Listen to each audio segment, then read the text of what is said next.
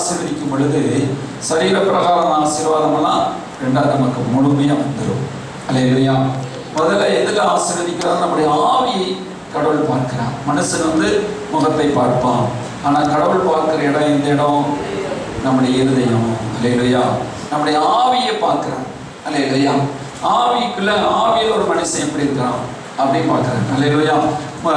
ஒரு புரிந்த ஆவியையோ யாரால் தாங்கக்கூடும் அப்படின்னு வேதவசனம் சொல்லப்பட்டிருக்கு. நமக்குள்ள ஆவியில ஒரு பிளஸ்ஸிங் நமக்கு வேணும். அல்லேலூயா.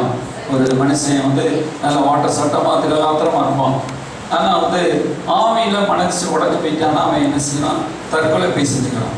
எவ்வளோ கோடிக்கணக்கான பணம் இருந்தும் நல்ல சரீர பலன் இருந்தும் ஆவியில புரிஞ்சு சரினா இல்லை திரும்ப இல்லைன்னா அவன் என்ன செஞ்சுக்கிறான்? தற்கொலை செஞ்சுக்கிறான். அப்போ ஆவிக்குரிய ஆசீர்வாதம் ஆவியிலே என்ன செய்யப்பட்டிருக்கிறது? ஆவியில ஆண்டவர் ஆசீர்வதிச்சிட்டாருன்னா நம்ம வாழ்க்கை, நம்முடைய சரீரம், நம்முடைய எண்ணங்கள் எல்லாம் அறியும். அல்லேலூயா. அல்லேலூயா. அப்போ ஆவியை கர்த்தர் என்ன செய்றாரு? நம்முடைய ஆவியை கர்த்தர் சீர்தூக்கி பார்க்கிறாராம், நிறுத்து பார்க்கிறாராம். அல்லேலூயா. சில வேளை மனசுல நம்ம அவன் போட்டிருக்கிற உடையிலையும் அவன் வச்சிருக்கிற கார் பங்களாவிலையும் அவன் படிச்சிருக்கிற படிப்பிலையும் நம்ம நிதானிப்போம். ஆனால் ஆவியையோ யாரால் நிதானிக்க கூடும் சொல்றார் வேதவசனம் சொல்லப்பட்டிருக்கிறது. ஆவியையோ யாரால் நிதானிக்க கூடும் அப்படின்னு சொல்ற. கர்த்தருடைய ஆவியை அளவிட்டவன் யார் அப்படின்னு சொல்லப்பட்டிருக்கு. அல்லேலூயா. ஸ்தோத்திரம். நம்முடைய மனசை அறிய முடியுமா? அல்லேலூயா. 1000 பேரை நான் கண்டேன், 1000 பேருக்குள்ள ஒரு ஸ்திரீயை காண முடியலன்னு சொல்லி சாலமோன் எழுதுறேன். 1000 மனுஷனை நான் பார்த்துட்டேன், ஆனால் ஒரு ஸ்திரீனுடைய மனசை நான் என்ன பார்க்க முடியல. ஏன்னா ஸ்திரீனுடைய மனசு அப்படி மாறுது, அலைபாய் வேற மாதிரி போயிட்டு இருக்குது, அதை கண்டு நிதானிக்க முடியலன்னு சொல்றாரு. அப்போ ஒரு மனுஷனுடைய ஒரு மனசை ஆழமானது. மனசனுடைய மனசு ஆழத்தின் ஆழம், அதிகமான ஆழம் கிறிஸ்துவின் அன்பின் ஆழம். ஆண்டவருடைய மனசும் அவ்வளவு பெரியது. அல்லேலூயா. சரி, இந்த மனசை நம்முடைய ஆவியை கடவுள் ஆசீர்வதிக்கிறார். அல்லேலூயா. ஸ்தோத்திரம். ஒரு மனுஷனுடைய ஆவி ஸ்தோத்திரம் ஒரு குறுகின எண்ணம் உள்ளதா இருந்தா அவன் வாழ்க்கையும் குறுகின எண்ணம் உள்ளதா இருக்கும். அல்லேலூயா. ஒரு மனுஷனுடைய மனசு நம்முடைய ஆவியும் குறுகிய மனசு, ஆவியும் மனசும் இணைஞ்சிருக்கு. ஆவியும் மனசு என்ன இருக்குது? இணைஞ்சிருக்குது. புரியுதா உங்களுக்கு? இப்படி கூட இருக்கலாம். ஆவியும் மனசும் இணைஞ்சிருக்கிறது. இந்த ஆவி இந்த மனசு நல்லா இருந்தா தான் இந்த நம்ம வாழ்க்கை நல்லா இருக்கும். அல்லேலூயா. அதனால ஆண்டவர் என்ன செய்றாரு?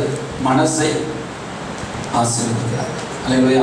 எண்ணம் போல் வாழ்க்கை சொல்லுவாங்கல்ல, எண்ணம் போல் வாழ்க்கை. நீ எப்படி என்றையோ அதன்படியே வாழ்க்கை சொல்லுவாங்க. அல்லேலூயா. உலகத்தாரே சொல்லுவாங்க, அது இந்த கடவுள்கிட்ட இருந்து எடுத்தான். அல்லேலூயா. ஸ்தோத்திரம். அப்போ நம்முடைய எண்ணம் போல் நம்முடைய எண்ணங்களை கடவுள் மாற்றுகிறார். நம்முடைய எண்ணங்கள் தீய எண்ணங்களாக இருக்கலாம். ரட்சிக்கப்படாத முன்னாடி நம்முடைய எண்ணங்கள் எப்படி இருந்துச்சு? கெட்ட எண்ணங்களாக இருந்துச்சு, பாவத்தின் எண்ணங்களாக இருந்துச்சு. ஆனால் நம்ம ரட்சிக்கப்பட்ட பிறகு நம்முடைய எண்ணங்களை ஆண்டவர் எப்படி மாற்றுகிறாரு? ஆவிக்குரிய எண்ணங்களாக மாற்றுகிறார். முதல் மாம்சத்துக்குரிய எண்ணங்களை நம்ம எண்ணணும். மாம்சத்தில் நம்ம தீயவைகளையே நம்ம எண்ணணும், கெட்ட சிந்தைகளோட வாழ்ந்தோம். ஆனால் ஆண்டவருக்கு வரும் பொழுது நம்ம என்ன செய்ய? ஆவிக்குரிய எண்ணம் உள்ளவர்களாக மாற்றுகிறார். அல்லேலூயா. ஸ்தோத்திர. பிசாஸ் ஆவியில நம்மளை ஒரு முடிச்சு போட்டு வச்சுட்டான். என்ன செஞ்சுட்டான்? ஆவியில நம்மளை என்ன செஞ்சுட்டான்? ஒரு முடிச்சு போட்டு வச்சுட்டான். நம்முடைய சிந்தையை அரெஸ்ட் பண்ணிட்டான். நம்முடைய சிந்தையை அரெஸ்ட் பண்ணிட்டான்னா நம்முடைய டோட்டல் ஒர்க்கு நம்ம ஆட்டோமேட்டிக்காக நடந்துகிட்டே இருக்கும் இல்லையா? டோட்டல் நடந்துட்டு இருக்கோம். ஆனால் சிந்தை மண்டலத்தில் அரெஸ்ட் பண்ணப்பட்டுட்டோம்னா, ஒரு பிடிச்சிட்டோம்னா என்ன செய்வோம்? மற்ற காரியங்கள் நடந்துட்டு இருக்கிறோம், ஆனால் ஒரு காரியத்தில் தெளிவில்லாமல் நம்ம இருப்போம். அதான் நம்ம என்ன செய்யும்? ஆவிக்குரிய கண்கள். இப்போ மனுஷன் கண்ணை குருடாகிட்டான்னா என்ன செய்ய? தடவிக்கிட்டே இருவாங்க, சாப்பிடுவாங்க, போவாங்க, பாத்ரூம் போவாங்க, வேலைக்கு போவாங்க, அப்படியே கண்ணு தெரியாமலே நடந்துட்டு இருப்பாங்க. அதே போல் நம்முடைய வாழ்க்கையில் இயேசுங்கிற பிரகாசமான அவரை பார்க்கக்கூடாதபடி ஆவிக்குரிய கண்ணு குருடாயிடுச்சு. நம்ம இயேசுவை பார்க்க முடியாது, கடவுளை தரிசிக்க முடியாது. அல்லேலூயா. அப்போ நம்முடைய கண்கள் என்ன செய்யணும்? திறக்கப்படணும். அதான் ரட்சிக்கப்படணும்னு சொல்கிறோம். நம்ம என்ன சொல்கிறோம்? ரட்சிக்கப்பட்டீங்களான்னு கேட்குறோம். என்னென்ன ரட்சிக்கப்படுறது? என்ன செய்யுது? கண்கள் திறக்கப்படுகிறது அவர் அறிகிற அறிவின் மேன்மைக்காக. அல்லேலூயா. அதான் நம்முடைய கண்ணு என்ன செய்யணும்? பார்க்கணுங்கிறதுக்காக. அதே எபேசியர் பவுல் சொல்றாரு பாருங்க. எபேசியர் 1 அதிகாரம் 19ஆம் வசனத்தில் சொல்லும் பொழுது சொல்றாரு, ஸ்தோத்திரம், மகா மேன்மையான மகத்துவம் இன்னதென்றும் நீங்கள் அறியும்படிக்கு அவர் உங்களுக்கு பிரகாசமுள்ள மனக்கண்களை தந்தருள வேண்டும் என்று வேண்டிக் கொள்கிறேன். தம்பி, அப்ப பிரகாசமான மனக்கண்கள் எப்படி? தெளிவாய் பார்க்கக்கூடிய மனக்கண்கள். எப்படி சொல்றாரு? தெளிவாய் பிரகாசமாய் பார்க்கக்கூடிய கண்கள் நமக்கு வேண்டும். அல்லேலூயா, ஸ்தோத்திரம். அந்த ஆவிக்குரிய ஆசீர்வாதத்தில் முதல் ஆசீர்வாதம் ரட்சிப்பின் ஆசீர்வாதம். அந்த ரட்சிப்பின் ஆசீர்வாதம் நமக்கு அவருடைய குமாரனாகிய இயேசு கிறிஸ்து மூலமாக உலக தோற்றத்திற்கு முன்னமே நமக்கு தெரியுது. அந்த கண்ணு என்ன பிரகாசமா பார்க்கணும். ரட்சிக்கப்பட்டா மட்டும் பார்த்தார். இயேசு எனக்கு யார் என்று தெரியும், ஆனா இயேசு எப்படிப்பட்டவர் என்று தெரியுமா? இயேசுக்குள்ள என்னவெல்லாம் ஆசீர்வாதம் இருக்குதுன்னு தெரியுமா? அல்லேலூயா. இப்போ ஒரு கணவன் மனைவி கல்யாணம் முடிஞ்சிருச்சு. கல்யாணம் முடிச்சாலும் உடனே உங்க கணவர் எப்படிப்பட்ட அன்புள்ளவர் உங்களுக்கு தெரியுமா? உங்க மனைவி எப்படிப்பட்ட அன்புள்ளவும் தெரியுமா? ஆனா மனைவி நல்ல அன்புள்ளவள் தான். ஆனா ஏதோ ஒரு கல்யாணம் முடிஞ்ச 2-3 வருஷத்துல ஏதோ ஒரு குறை நிமித்தம் என்ன செய்யற கணவரே என்ன செய்யறாரு, டைவர்ஸ் வாங்கிறாருன்னு சொல்லி. ஆனா உண்மையில அவர் நல்ல அன்பான ஆழமுள்ள அன்புள்ளவர் தான். இது ஒரு சின்ன ஒரு மிஸ்டேக் பண்ணிட்டா இல்லையா? ஆனா மற்ற பார்வையை அந்த கணவர் பார்க்க முடியல. அவர் வச்சிருக்கிற அன்பு, கணவர் மேல வச்சிருக்கிற அன்பும் பாசத்தையும் பார்க்க முடியாம டைவர்ஸ் பண்ணிட்டு வேற ஒருத்திய கல்யாணம் முடிக்கிறான்னு சொல்லுவோம். அவ எப்படிப்பட்டவா இருக்கா? அவள் சுத்தமா அவருக்கு மோசம் போக்குறவளா இருக்கிறான். ஆனா அன்பு காட்டுற மாதிரி நடிக்கிறான். புரியுதா உங்களுக்கு? அப்ப அவனுக்கு என்ன தெரியும்? முதல் முறை எவ்வளவோ அன்பு வச்சிருக்கான ஒரு சின்ன ஒரு காரியத்துல என்ன செய்யப்பட்டிருக்கிறது, ஒரு புரிஞ்சு கொள்ள முடியாம கணவர் அவளை டைஸ் வாங்கிறார்.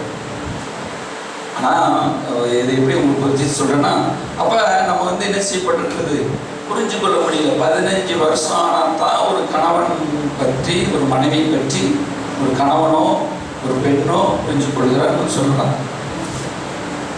கல்யாணம் முடிஞ்சு எத்தனை வருஷம் ஆகுது புரிஞ்சு கொள்றதுக்கு? ஒரு கணவனையும் மனைவியும் புரிஞ்சு கொள்றதுக்கு எத்தனை வருஷம் ஆகுது? 15 வருஷம் ஆகுது இல்லையா? புரியுதா? 15 வருஷம் நாட்கள் ஆக ஆகத்தான் என் மனைவி இப்படிப்பட்டவ, என் கணவர் இப்படிப்பட்டவ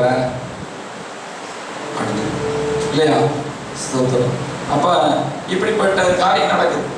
ஒரு பிள்ளையினுடைய அன்பு புரிஞ்சு கொள்ள முடியுதா? முதல்ல அந்த பிள்ளை சேட்டை பண்ணும், ரொம்ப சேட்டை பண்ணும்.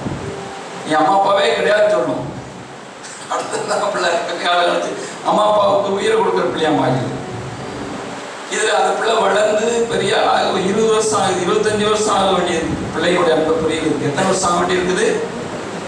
15 வருஷத்துலயா கணவன் மனைவி அன்பை புரிஞ்சிடலாம். 15 வருஷத்துல பிள்ளையோட அன்பை புரிய முடியுமா? பிள்ளை 15 வருஷத்துல தோல்ல வளர்ந்துருக்கும். அப்பதான் சேட்டையை கூடும் பிள்ளைக்கு. எப்படி கூடும்? 15 வயசுல தான் பிள்ளைக்கு சேட்டை கூட 25 வயசுல முடியும் இல்லையா? அப்போது புரிய முடியுமா? புரியுதா? அவங்களுக்கு புரியுதா? சரி, இது புரியுது இல்லை. அப்ப பிள்ளை 25 வயசு மேல ஆன பிறகுதான் பிள்ளை எவ்வளவு தாய் தகப்பன் மேல பாசம் வச்சிருக்குன்னு அறிய முடியுது. அதுக்குள்ளேயும் விட்டு விட்டு விரட்டி விட்டுறாங்க பெற்றோர்கள். பிள்ளையும் ஓடி போயிருது, அம்மா அப்பா சரியில்லைன்னு சொல்லி பிள்ளையும் ஓடி போயிருது இல்லையா? ஒருத்தர் புரிந்து கொள்ளக்கூடிய மனக்கண்கள் லேட்டாக கிடைக்கும். புரியுதா? அப்பா பவுல் சொல்றாரு, நம்ம ஆண்டவரை அறிந்து கொள்ளக்கூடிய அளவு பொறுமையா இருந்தால் தான், பொறுமையா சத்தியத்தை கேட்டால் தான் நம்ம புரிஞ்சு கொள்ள முடியும். அல்லேலூயா. பைபிள் வசனம் தூக்கி வளைஞ்சிங்கன்னா அப்படியே புரிஞ்சு கொள்ள முடியாது. அவருடைய வசனத்தை வெறும் வயிற்றுல காலையில் எழுந்திரிச்சுன்னா உபவாசத்தோடு கூட படித்தா தான் இந்த பைபிள் உங்களுக்கு புரியும். இல்லையா? இந்துக்கள்லேருந்து ரசிக்கப்பட்டவங்க சொல்லுவாங்க, அவங்க இந்துக்கள் குளிச்சு முழிச்சு காலையில் 5 மணிக்கெல்லாம் குளிச்சு, ஒருத்தர் சொல்கிறார் இதில் இருந்து ரசிக்கப்பட்டது ரொம்ப ட்ரிங்க்ஸில் அடிமையாக இருப்பான். தண்ணி அடிச்சு பேங்குக்கு போனால் அங்கே வேலை போச்சவருக்கு சிகரெட் குடிச்சு தண்ணி அடிச்சதுனால மனைவி விட்டுட்டு போயிட்டாங்க. கடைசி மனைவி அவங்க அம்மா வீட்டு போய் ரசிக்கப்பட்டாங்க. அதுக்கப்புறம் அவங்க அம்மா வீட்டுக்கு போயிருக்காரு. இந்த பைபிளையாவது படியா அப்படின்னு சொல்லி அம்மா வீட்டிலேருந்து கொடுத்துட்ருக்காங்க. மனைவி முதல் பைபிள் படிங்க.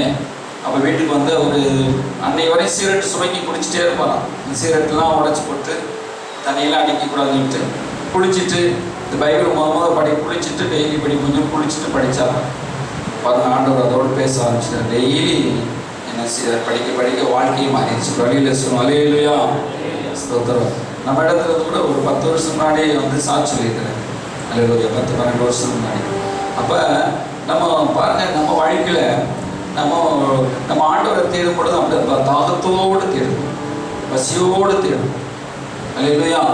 முழங்காலில் நின்று பயப்பிடிப்பாங்க. முழங்காலில் நின்று இந்த பைரகத்தை படிப்போடு மாற்றம் உண்டு. அல்லேலூயா.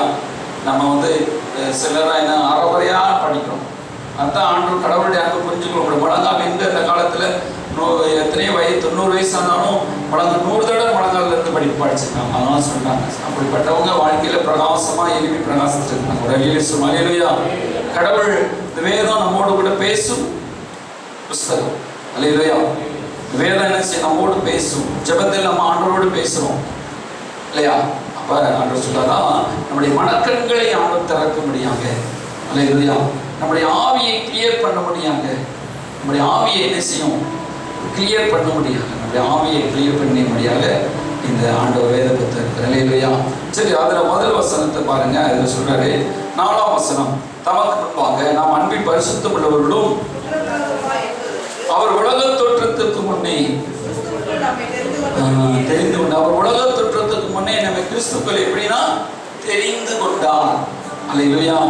முதல்ல நம்மளை என்ன செய்யறோம்னா தெரிந்து கொள்ளுகிற தேவன். அல்லேலூயா. முதல்ல அந்த வசனத்துல மைய வசனம் முதல் அதிகாரத்துல நம்மளை உலக தோற்றத்துக்கு முன்னமே தெரிந்து கொண்டார். அதுதான் ரொம்ப முக்கியமானது. அல்லேலூயா. இப்போ நீங்கள் சர்ச்சுக்கு வரீங்க, இந்த சர்ச்சுக்கு வரணும், இப்படி வந்து உட்காருவீங்க, இதெல்லாம் ஆண்டவர் உலக தோற்றத்துக்கு முன்னமே தெரிந்து கொண்டார். கேட்குறீங்களா? தெரிந்து கொண்டார். உங்களுக்கு முன் குறிச்சிட்டார். அல்லேலூயா. தெரிந்து கொண்டார். அல்லேலூயா. அப்போ ஆண்டவருடைய தெரிந்து கொள்ளுதல் ஒன்று இருக்கிறது. உலகம் தோற்றத்துக்கு முன்னே, உலகம் தோன்றதுக்கு முன்னே எப்படிங்க எல்லாம் முன்குறிச்சா? எங்கள் அம்மாவுக்கே தெரியாது. நான் பிறந்த பிறந்தானே எங்கள் அம்மாவுக்கு தெரியும். தாய் வயிற்றில் உருவாகும் முன்னே நான் உன்னை தெரிந்து கொண்டேன் அப்படின்னு சொல்றாரு எரேமியாவோட. அல்லேலூயா. உலக தோற்றத்துக்கு முன்னமே நான் உன்னை தெரிந்து கொண்டேன்ப்பா. இந்த உலகெல்லாம் அந்த பூமி உருவாகிறதுக்கு முன்னமே. அல்லேலூயா. ஸ்தோத்திரம். அப்ப கடவுள் பாருங்க, கிறிஸ்துவுக்குள் தெரிந்து கொண்டபடியே. கிறிஸ்துவுக்குள்ள அவரெல்லாம் ரட்சிக்கப்படுவாங்க. ஏசப்பா யாருக்குள்ள தெரிந்து கொள்றாரு? கிறிஸ்துவுக்குள். அல்லேலூயா. அப்ப நம்ம 4ஆம் வசனத்தில் சொல்லப்பட்டு தமக்கு முன்பாக நாம் அன்பில் பரிசுத்தம் உள்ளவர்களும் குற்றமில்லாதவருமாய் இருப்பதற்கு. நம்ம அன்புல, அவருடைய அன்புல எப்படிப்பட்டவர்களா இருக்கிறோம்? குற்றமில்லாமல் பரிசுத்தமா இருக்கணும். அல்லேலூயா. ஆனா நம்மகிட்ட ஏகப்பட்ட பாவம் இருக்குது இல்லையா? ஆண்டவருக்கு விரோதமா எவ்வளவு பாவம் செஞ்சிருக்கோம்? செஞ்சமா செய்யலையா? ஆண்டவருக்கு விரோதமா எவ்வளவு பாவம் செஞ்சிருக்கிறோம். கடவுளுக்கு விரோதமா எவ்வளவு தூஷிச்சிருக்கிறோம், விக்கிராராதனை பண்ணியிருக்கிறோம், பாவம் செஞ்சிருக்கிறோம். ஆனா அதையெல்லாம் ஆண்டவர் வந்து பார்க்காம எப்படி பார்க்கிறாரா? தமது அன்பிலே குற்றமில்லாதவர்கள். அப்ப ஆண்டவர் நம்மளை பார்க்கும்போது எப்படி பார்க்கிறாரு? பரிசுத்தம் உள்ளவர்கள். அன்பில் அவருடைய அவர் நம்மளை பார்க்கும்போது அன்பில் பரிசுத்தம் உள்ளவர்களை போல பார்க்கிறார். அல்லேலூயா. குற்றமில்லாதவர்களை போல நம்மளை பார்க்கிறாரு. எப்படி பார்க்கிறாரு? குற்றமில்லாதவர்களை போல பார்க்கிறாரு. அல்லேலூயா. ஸ்தோத்திரம். இப்போ நம்ம ஸ்கூலில் படிச்சுட்டு சர்டிஃபிகேட் வாங்க போறீங்க. அப்போ டீச்சர் சொல்லுவாங்க, இவ்வளோ சேட்டை பண்ணுற, போய் தோல போய் நல்லபடியா இரு அப்படின்னா. அல்லேலூயா. அப்போ நம்ம சொல்கிறோம், அப்போ கணவர் மனைவி, கணவனோ மனைவியோ எவ்வளோதான் குறைகள் இருந்தாலும் அதை மன்னிச்சு கணவரை ஏற்றுக்கொண்டு வாழ்றார். அல்லேலூயா. நிறைய குற்றம் இருக்குது, ஆனால் அவன் கூட சேர்ந்து நான் வாழ்கிறேன் அப்படின்னு கணவர் சொல்றாரு, மனைவி சொல்கிறாங்க. உண்மைதானே இல்லையா? ஆனால் ஆண்டவர் அப்படி நம்மளை பார்க்குறேன். ஆண்டவர் எப்படி பார்க்குறாரு? குற்றமே இல்லாத, ஒரு குற்றமே இல்லாம அப்படியே பார்க்கிறார். பரிசுத்தம் உள்ளவர்களா பார்க்கிறார். நம்மளும் அப்படியே எப்படி நம்மகிட்ட 1000 தவறு இருந்தாலும் ஆண்டவரை பார்க்கும்போது பரிசுத்தம் உள்ளவர்களாகவே பார்க்கிறார். ஒரு குற்றம் செய்யாதவர்களாகவே பார்க்கிறார். அல்லேலூயா. அல்லேலூயா.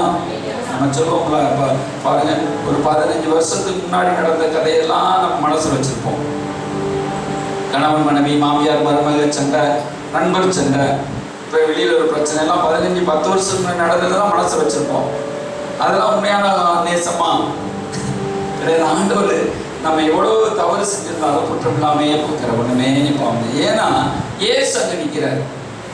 இயேசுவை பார்த்துட்டு இப்படிதான் நம்மளை பார்க்கறதுனால இப்படி இருக்கிறாரு, குற்றமே இல்லாதவர்கள். இயேசு கிறிஸ்து குமாரனை பார்க்குறாங்க. இயேசுவை பார்த்து இயேசு மூலமா நம்மளை எல்லாத்தையும் மன்னிக்கிறார். அதான் கிறிஸ்துவுக்குள் உங்களை தெரிந்து கொண்டேன். அல்லேலூயா. கிறிஸ்து என்ன நமக்காக சிலுவையில் அறையப்பட்டு ரத்தம் சிந்தனால அவர் நம்முடைய பாவத்தெல்லாம் எடுத்துக்கிட்டதுனால அவரை பார்க்கிற பிரகாரமே நம்மளையும் பார்க்கிறார். அல்லேலூயா. கைகள் தட்டி ஆண்டவரை நன்றி சொல்றோம். அல்லேலூயா. அப்ப நம்மளை இவ்விதமா நம்மளை பார்த்து கிறிஸ்துவுக்குள் நம்மை பார்க்கிறபடினால கிறிஸ்துவை வச்சு பார்க்கிறார். அல்லேலூயா. ஸ்தோத்திரம். அப்ப நம்ம பார்க்க இப்ப உங்களுக்கு வந்து கண்ணாடி போறீங்க, புழு கலர் கண்ணாடி போறீங்க, சிகப்பு கலர் கண்ணாடி போட்டுருப்பீங்க. சின்ன பிள்ளைலாம் புழு கலர், சிகப்பு கலர், பச்சை கலரு எல்லாம் போட்டிருப்பீங்க. அப்ப புழு கலர் கண்ணாடி போட்டா எப்படி இருக்கும்? புழுவா. சிகப்பு கலர் கண்ணாடி போட்டா எப்படி? சிகப்பாவே தெரியும். போட்டிருக்கீங்களா? போடலையா? சின்ன பிள்ளைல போட்டிருக்கோம். அதே போல இப்ப பொருள்லாம் சிகப்பா தெரியும் இல்லையா? அப்ப இப்ப இயேசு இப்ப தேவன், பிதாவாகிய தேவன் நம்ம சொல்றோம்ல, பிதாவாகிய தேவன் நம்மளை பார்க்கும்போது கிறிஸ்து என்ன கண்ணாடியை போட்டு கிறிஸ்துக்குள்ள பார்க்கிறாரு. கிறிஸ்துக்குள்ள நம்மளை பார்க்கிறாரு. நம்ம தெரியும் நம்மளை எப்படி பார்க்கிறாரு? அவருடைய சொந்த பிள்ளையாக இயேசுவை போலவே பார்க்கிறாரு. எல்லாரும் இயேசு குட்டி குட்டி இயேசுவா நம்ம இருக்கிறோம். ஒரு அல்லேலூயா. நம்மகிட்ட இருக்கிற பாவம் தெரிய மாட்டேது அவர்கிட்ட. எப்படி சிவப்பு கண்ணாடி போட்டு சிவப்பாவே தெரியுது போல இயேசு இன்னும் கண்ணாடி போட்டு பிதா பார்க்கறதுனால நம்ம எல்லாம் கிறிஸ்துவ போலவே காணப்படுகிறோம். அல்லேலூயா. அல்லேலூயா. பரிசுத்தம் உள்ளவர்களாகவே பார்க்கிறார், நீதிமான்களாகவே பார்க்கிறார். அல்லேலூயா. அவர் மேல் அன்புள்ளவர்களாகவே பார்க்கிறார். அல்லேலூயா. குற்றமற்றவர்களாக அன்பிலே என்ன செய்யும்? பூரண சுத்தம் உள்ளவர்களும் பரிசுத்தம் உள்ளவர்களும் குற்றமில்லாதவர்களுமாய் இருப்பதற்கு உலகத்தோற்றத்துக்கு முன்னமே தெரிவிக்கின்றார். அல்லேலூயா. இரண்டாவது வசனம், 2ஆம் அதிகாரத்தில் ஒரு முக்கியமான வசனம் பாருங்க. அந்த 2ஆம் அதிகாரத்துல முன்னே தூரமாய் இருந்த நீங்கள், 13 சொல்றாரு. முன்னே எப்படி இருந்தீங்களா? தூரமாய் இருந்த நீங்கள் இப்பொழுது கிறிஸ்து இயேசுக்குள் கிறிஸ்துவின் ரத்தத்தினாலே சமயமானீர்கள். நம்ம இப்போ பக்கத்தில் வந்துட்டோம். ரத்தத்திற்கு பக்கத்துல கிறிஸ்துவின் ரத்தத்தினாலே. அப்ப தூரமா இருந்த நம்மளை ரத்தத்தின் பக்கத்துல கொண்டு வந்துட்டார். அல்லேலூயா. எப்படி பக்கத்துல? கிறிஸ்துவின் தேவனுக்கு நமக்கு பக்கத்துல கொண்டு வந்துட்டார். அல்ல முன்னே தூரமா இருந்தோம், கடவுளுக்கு தூரமா இருந்தோம். அல்லேலூயா. அவர் கூப்பிட்டா நமக்கு காதிக்காத அளவுக்கு தூரமா இருந்தோம். ஆனா இப்ப இயேசு கிறிஸ்துவின் ரத்தத்தினால் நம்மளை பக்கத்துல கொண்டு வந்துட்டார். அல்லேலூயா. ஸ்தோத்திரம். அப்ப அதான் சொல்லப்பட்டிருக்கு 12ஆம் வசனம், காலத்திலே கிறிஸ்துவை சேராதவர்களும் இஸ்ரவேலுடைய காணியாட்சிக்கு புறம்பானவர்களும் வாக்குத்தத்தின் உடன்படிக்கைகளுக்கு அந்நியரும் நம்பிக்கையில்லாதவர்களும் இவ்வுலகத்து தேவற்றுலமாய் இருந்தல் என்று நினைத்துக் கொள்ளுங்கள். அப்படிலாம் இருந்தோம். இப்பொழுது என்ன செஞ்சோம்? பக்கத்துல வந்துட்டோம். நம்ம எப்படி வந்துட்டோம்? ஆயத்தம் சொல்லுங்க. பக்கத்துல, கிறிஸ்துவுக்குள் பக்கத்துல, தேவனுக்கு பக்கத்துல வந்துட்டோம். அல்லேலூயா. அப்ப தேவனோடு. அல்லேலூயா. சரி, ஸ்தோத்திரம். அப்படி பக்கத்துல வந்துட்டு, எதனால பக்கத்துல வந்து கடவுள் பக்கத்துல வரணும் அப்படின்னா என்ன செய்ய முடியும்? இப்ப ஒரு முதலமைச்சரை சந்திக்க போறோம், திடீர்னு போக முடியுமா? ஒரு பிரதமரை பார்க்க போறோம், போக முடியுமா? ஆனா பிரதமருக்கு அசிஸ்டண்டா இருக்கிறவர், முதலமைச்சருக்கு அசிஸ்டண்டா இருக்கிறவர் பார்த்துட்டோம்னா அவர் கூட்டிட்டு போயிருவார். அல்லேலூயா. அதே போல நமக்கு தேவனண்டையில போகணும்னா கிறிஸ்து நமக்காக இறங்கி வந்தார். அல்லேலூயா. அவருடைய குமாரனாகிய இயேசு நமக்கு, இயேசுவே என்னை தேவனண்டையில கொண்டு போங்க, பிதாவண்டையில கொண்டு போங்க, கடவுளிடத்தில் கொண்டு போங்க, ஆண்டவருடைய சமூகத்தில் என்னை கொண்டு போங்க, உடைய ரத்தத்தால் என்னை கழுவி. அல்லேலூயா. இயேசு வந்து அவருடைய ரத்தத்தால் நம்மளை கழுவி நமக்கு ஒரு தூய வஸ்திரம் கொடு, ரட்சிப்பின் வஸ்திரத்தை கொடுத்து நமக்கு ஒரு நீதியின் சாயை போட்டு நம்மளை கழுவி சுத்திகரித்து நம்ம யாரை கொண்டு போறாரு? தேவனண்டை கொண்டு போறாரு. அல்லேலூயா. நம்ம பாவியா இருக்கிறோம். நம்ம ஒரு சாக்காடில் விழுந்த ஒரு அழுக்கான ட்ரெஸ் உடுத்தி இருக்கிறோம். அந்த அழுக்கான ட்ரெஸ்ஸோட கூட ஒரு முதலமைச்சர்கிட்ட போக முடியுமா? ஒரு பிரதமர்கிட்ட போக முடியாது. முதல் ட்ரெஸ் எல்லாம் மாற்றணும். என்னப்பா இந்த ஒரு ட்ரெஸ்ஸே நாகுதப்பா அப்படின்னு என்ன செய்யறாரு? அப்ப இயேசு வந்து என்ன செய்யறாரு? நமக்கு நம்முடைய அழுக்கு வஸ்திரமாகிய நீதியை, நம்முடைய நீதி நியாயம்லாம் பழி வாங்குதல் போறாம நமக்கு பழி கண்ணுக்கு கண்ண மாதிரி இருக்கும். அதெல்லாம் எடுத்துட்டு அவருடைய வஸ்திரத்தை போடுகிறார், அவருடைய ரத்தத்தால் கழுவுகிறார். இயேசு கிறிஸ்து இயேசுவின் ரத்தத்தால் நம்மளை குளிப்பாட்டி நம்மளை சுத்திகரிச்சு இயேசுவின் வஸ்திரத்தை நமக்கு உடுத்தி, ரட்சிப்பின் வஸ்திரத்தை நமக்கு உடுத்தி, என்ன செய்ய பரிசுத்த ஆவியினால் நிரப்பி ஞானத்தை கொடுத்து நம்மளை யார்கிட்ட கொண்டு போறார்? தேவன் வேலே இயேசு கொண்டு போறார். அல்லேலூயா. அப்ப நம்மளை வழி நடத்துகிறவர் யாரு? கிறிஸ்து. அப்ப கிறிஸ்து மூலமா நம்ம வழி நடத்த போடுறோம். கிறிஸ்துவின் ரத்தத்தினால் அந்த ஆசாரியன் அந்த ஆலயத்துக்கு பிரதான ஆசாரியன் ரத்தத்தோடு உள்ள பிரவேசிப்பான். ஏன்னா அவன் அடி வாங்கிடக்கூடாது, கடவுள்கிட்ட வரும்போது செத்துடக்கூடாதுக்காக ரத்தத்தோடு உள்ளே பிரவேசிப்பான். அதே போல் அந்த இயேசுவின் ரத்தத்தினோடு கூட நம்ம ஒரு சமூகத்தில் வந்திருக்கிறோம். எனக்காக இந்த சிலுவிலே இயேசுவின் ரத்தம் அடிக்கப்பட்டது. அல்லேலூயா.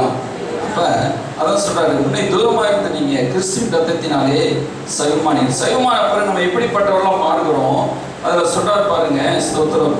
19ஆம் வசனம் அடுத்து 18ஆம் வசனத்தில் பாருங்க. அந்தபடியே நாம் இருந்திருந்தால் ஒரே ஆவினாலே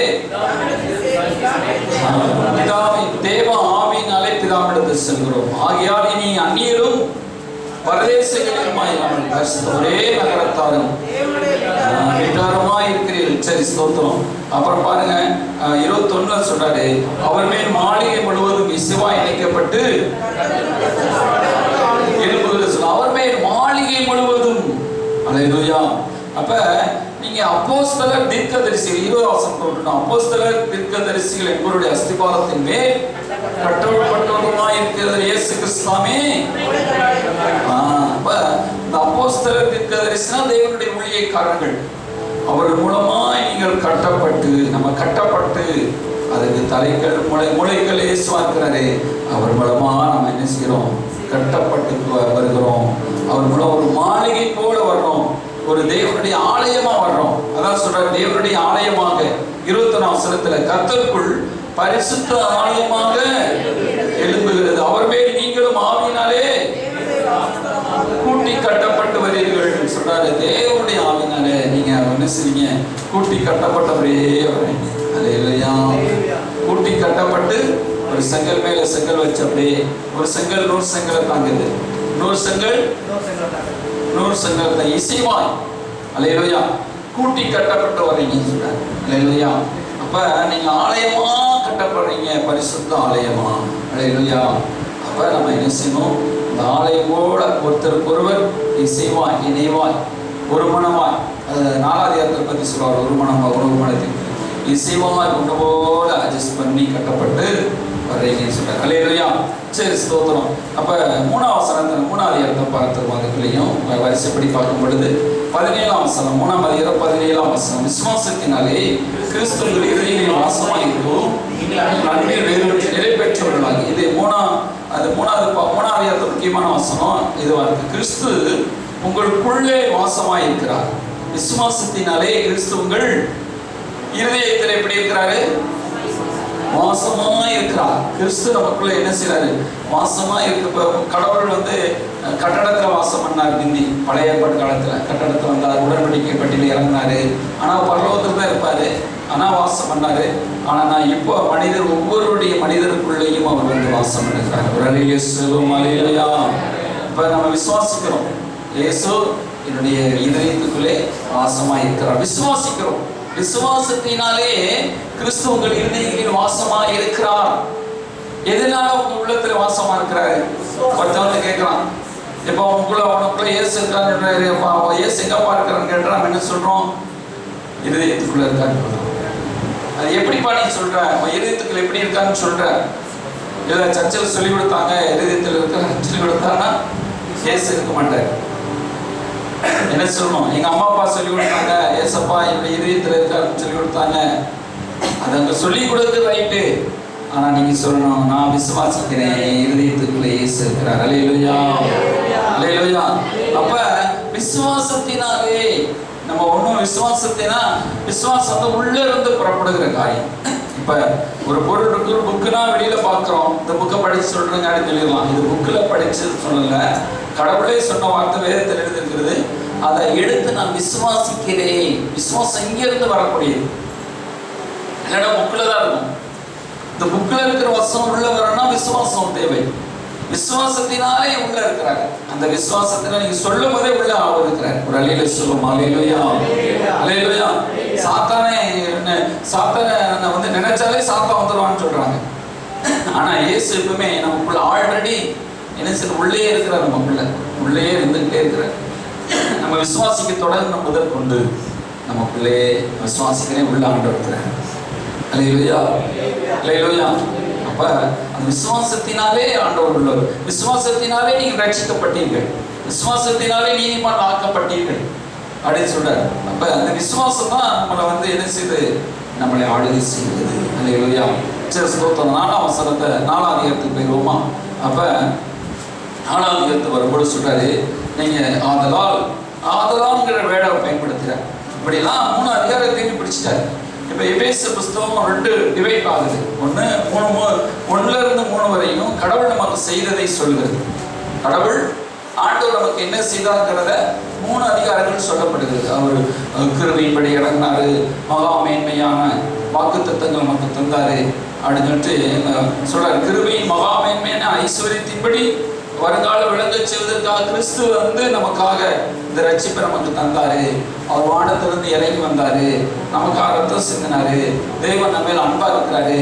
இப்படிலாம் கடவுள் நம்மளை மன்னிக்கிறாரு, கடவுள் நம்மளை ஏற்றுக்கொள்றாரு. ஆட்டின் ரத்தத்தினால் அல்ல, மாட்டின் ரத்தத்தினால் அல்ல, அவருடைய திரு ரத்தத்தினால் நம்மளை ஏற்றுக்கொள்றாரு. இப்படி கடவுள் செய்யறதையே சொல்லுகிறது.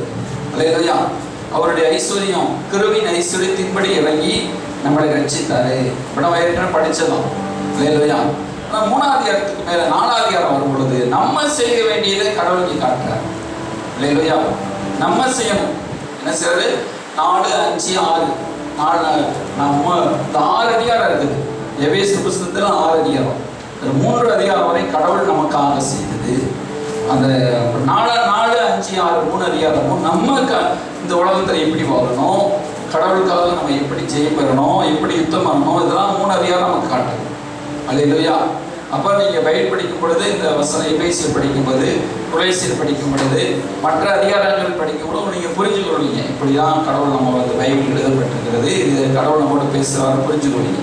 அப்போ சொல்கிறோம், ஆதலால் கர்த்தர் வித்த கட்டுண்டாக நான் உங்களுக்கு சொல்கிற புத்திய நம்பில் நீங்கள் அழைக்கப்பட்ட அழைப்புக்கு அப்படியே வாசிங்க. 2ஆம் வசனம் 3ஆம் வசனம். சாந்தமும் நீடிய பொறுமையும் உடையவர்களாய் அன்பினால் ஒருவரை ஒருவர் தாங்கி சமாதான கட்டினால் ஆவியின் ஒருமையை காத்துக் கொள்வதற்கு தக்கதாய் இருங்கள். சொல்றாரு, மிகுந்த மனத்தாழ்மை, சாந்தம். அப்ப நம்ம அழைக்கப்பட்ட அழைப்புக்கு பாத்திரமா நம்ம நடந்துக்கணும்னா நமக்கு அழைப்புக்கு என்ன தேவைன்னா மிகுந்த பொறுமை தேவை. இல்லையா? இப்போ நான் பாஸ்டரா இருக்கிறேன், எனக்கு மிகுந்த பொறுமை தேவை, உங்களுக்கும் மிகுந்த நீடிய பொறுமை தேவை. நீங்க உட்கார்ந்து பொறுமையா கேட்குறீங்க இல்லையா? உங்களுக்கு குறுக்கு வலிக்கும், இடுப்பு வலிக்கும், அதெல்லாம் வலி இருக்கும். இப்போ பொறுமை எனக்கும் ஜனங்களே அப்படி சீக்கிரம் வர மாட்டாங்களா, ஏன் வர லேட்டாக வர்றாங்களே, வாழக்கானமே அப்படின்னு சொல்லி உங்களுக்கு பொறுமையாக இருந்து நாங்கள் உபதேசியராக இருந்து வாழ்க்கையை அர்ப்பணித்து நாங்கள் பொறுமையாக உங்களுக்கு எடுத்து சொல்ல வேண்டியது. அல்லேலூயா. அப்போ நாங்களும் எங்களுக்கு ஒரு வேலையை பார்த்து போகிறோன்னு சொல்லிட்டு வேலையை பார்த்து போனோம்னா உங்களுக்கு பொறுமையாக நடத்த முடியாது. அல்லேலூயா. என்னத்தையாக பொறிச்சிட்டு போயிட்டு இருக்க வேண்டியதான். ஆனால் உங்களுக்கு என்னது தேவை என்று ஆண்டவர்கிட்ட கேட்டு உங்களுக்கு சொல்ல வேண்டியதாக இருக்குது. அப்போ எங்களுக்கும் பொறுமை. அப்போ நம்ம அழைப்புக்கு பொறுமை நமக்கு ரொம்ப முக்கியமாக இருக்குது. ஒரு விசுவாசியாக அழைக்கப்பட்டதுக்கு, ஒரு சீடனாக இருப்பதற்கு, ஒரு ஆலயத்தை நம்ம ஆண்டவருடைய பிள்ளையாக இருப்பதற்கு நம்ம என்ன தேவை? பொறுமை தேவை. நீடிய பொறுமை. அதில் என்ன பொறுமை?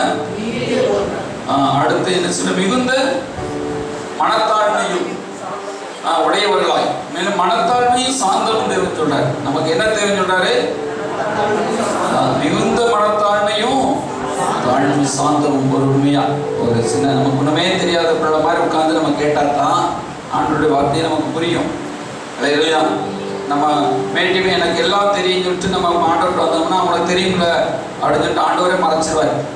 அப்போ நம்ம ஆண்டவருக்கு வரும் பொழுது, கடவுளே என்னோட பேசுங்கப்பா அப்படின்னு சொல்லும்பொழுது, சின்ன ஒரு கழுத மூலம் கூட பேசினாலும், ஆடு மூலமாக கூட பேசுவாங்க. ஒன்றுமே தெரியாத படிக்காத ஒரு மனுஷன் மூலமாக கூட ஆண்டவர் நம்மோட பேசுவார். அல்லேலூயா. அப்போ ஆண்டவர் சொல்லுவார், மிகுந்த மனத்தாழ்மையும். நமக்கு என்ன தேவை? சாந்தம், நீடிய பொறுமை தேவை. உடைய அன்பினால் ஒருவர் தாங்கி நம்ம என்ன செய்யணும்? அன்பினால் அது சொல்ற ஒருவனை சமாதான கட்டினா ஆவியின் ஒருமையை இது மட்டும் கிடையாது. நம்ம சமாதான கட்டே எல்லாம் போயிடுவோம். நீ என்னடா சொல்லி நான் வர்றது, நீ என்ன நான் என் இஷ்டத்துக்கு போவேன், இஷ்டத்துக்கு வருவேன், இஷ்டத்துக்கு நான் அலைவேன், இஷ்டத்துக்கு நான் சர்ச்சுக்கு வருவேன், இஷ்டத்துக்கு சர்ச்சுக்கு வர போயிடுவேன். அப்படி நம்ம இஷ்டத்துக்கு நம்ம போக முடியாது.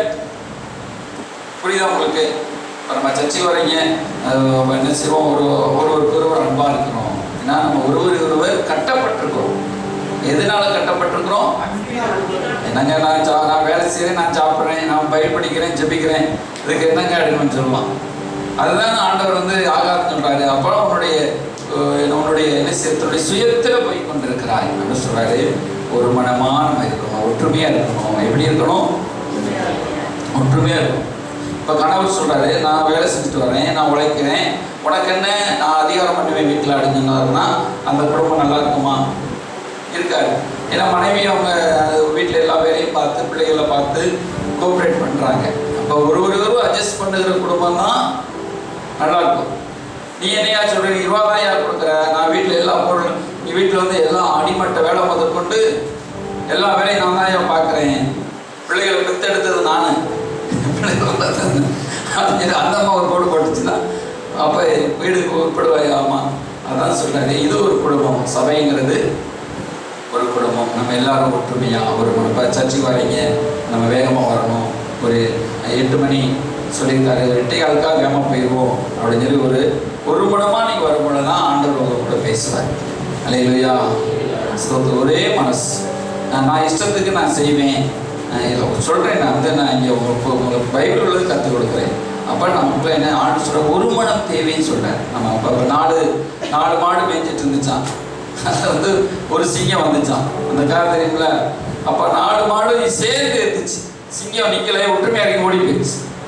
அப்புறம் சிங்கம் என்ன செஞ்சிச்சு, இந்த 4 மாடு அடிச்சா அப்படின்ற வழியே இல்லையாகும்போது அங்கிட்டு ஓடி என்ன இருந்துச்சு, ஒரு நரி வந்துச்சு. நரிகிட்ட சொல்லி அனுப்பிச்சான், ஏன்னா நீ ஒவ்வொரு மாடாக நரி ரொம்ப ஆலோசனை பண்ணதில்லை. அப்போ நரிக்கும் வாய் வச்சு வருது இந்த 4 மாடு. அப்போ நரி போய் சிங்கத்திட்ட, நான் ஐடியா பண்ணி ஒவ்வொரு மாடாக பிரித்து விட்றேன், ஒன்றொன்னா நீ அடி, நான் வந்து அந்த 3 மாடு. அப்போ ஒன்றுகிட்ட போய் ஒரு மாட்டை போய் குறை சொல்லிச்சான். அந்த மாதிரி அந்த கருப்பு மாடும் அந்த ப்ரௌன் கலர் மாடும் அந்த மாடு சேர்ந்து உனக்கு குரோதமாக பேசுது அப்படின்னு சொல்லி உன்னை தள்ளி வச்சிருக்கு. 3 மாடு சேர்ந்து உன்னை தள்ளி வச்சிருக்கு அப்படின்னு சொல்ல.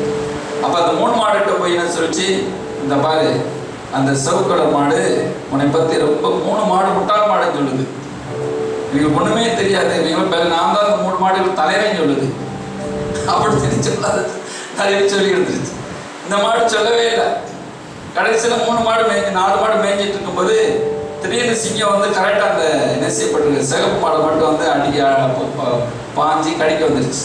இந்த 3 மாடு விலகிடுச்சு. நம்ம இவன் தான் நம்ம தலைவன் சொன்னான், இவன் தான் பெரிய ஆளுன்னு சொன்னான், நம்ம முட்டாளுன்னு சொன்னான். இப்போ சிங்கத்திட்டு வசமாக கடைகள் சொல்லிட்டு நம்ம ஒதுங்கிடுச்சு.